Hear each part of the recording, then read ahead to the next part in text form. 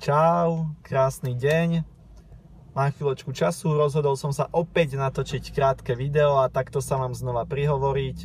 Máme krásny deň, vonku síce troška horšie počasie. Napadla ma jedna vec, jedna rýchla myšlienka. Ak makáš na svojom sne alebo na svojom cieli dostatočne dlho a dostatočne dobre, tak určite si sa stretol s tzv. Hejtermi alebo neprajníkmi. Ak si sa s nimi nestretol, tak nemakáš dostatočne dobre alebo dostatočne dlho. A ak ich nemáš, tak to je chyba. Ak ich máš, tak určite ti bodne pár rád, ako s tým bojovať, respektíve nebojovať.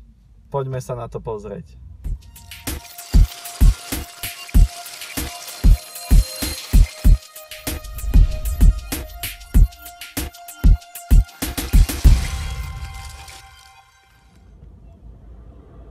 Čo sa týka tejto tematiky, tak delím ľudí na také 4 základné skupiny.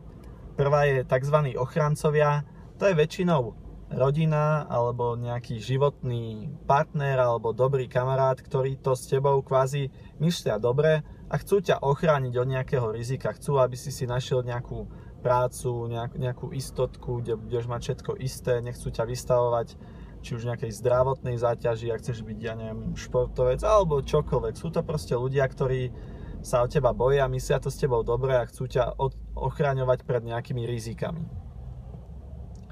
Potom sú ľudia, ktorí môžu byť lepší od teba alebo sú objektívni a dokážu ti povedať objektívnu kritiku. A ak sú lepší od teba, tak na uvážení stojí, či si ich názor zoberieš, alebo či si ich vypočuješ, alebo či ich nebudeš riešiť. Týchto ľudí ja osobne mám najradšej, lebo sú úprimní a dokážu ti povedať nejaký objektívny feedback na tvoje aktivity. Potom sú ľudia, taká tretia skupina, čo sú v podstate nejakí tvoji fanúšikovia, alebo takisto keď máš hejterov, tak máš aj fanúšikov, alebo nejakí ľudia, čo ťa podporujú. Takže to sú ľudia, ktorí majú radi, čo robíš, berú si od teba inšpiráciu, chcú, aby si robil viac z toho, čo robíš. To je taká tá príjemná skupina ľudí. No a potom je ešte taká štvrtá, to je taká špecialitka, tých sa tiež veľa nájde. To sú tzv. Ľudia, ktorí pred tebou prikývkujú, všetko je dobré, na oko ti držia palce a potom poza chrbát ťa ohovárajú. No čo už aj takíto ľudia musia byť a musíš to strebať a ísť tým ďalej. Čo by som ti poradil?